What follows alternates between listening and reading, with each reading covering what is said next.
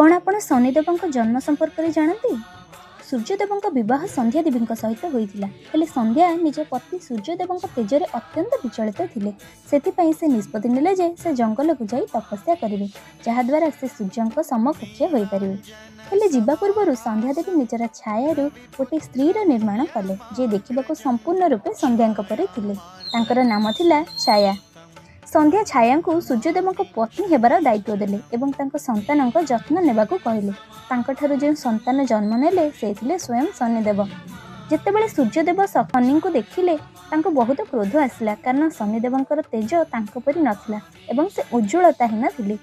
सूर्यदेवंकर क्रोध एते अधिक होगला जे से शनिदेव निजर पुत्र रूपे अस्वीकार कले। एथिरे शनिदेव रागी जाई निज पिता को देखिबाकू लागिले। फल शनिदेवंक शक्ति रे सूर्यदेव कला पड़गले।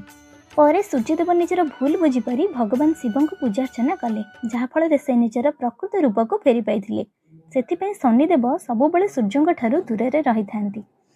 शनिदेव भक्त होइथिले। चैनल को सब्सक्राइब करी कमेंट रे लिखंतु जय शनिदेव। एवं एहार परवर्ती पार्ट रे आपण माने देखिबे अश्विनी कुमार द्वय किए थिले एवं से कहार पुत्र थिले।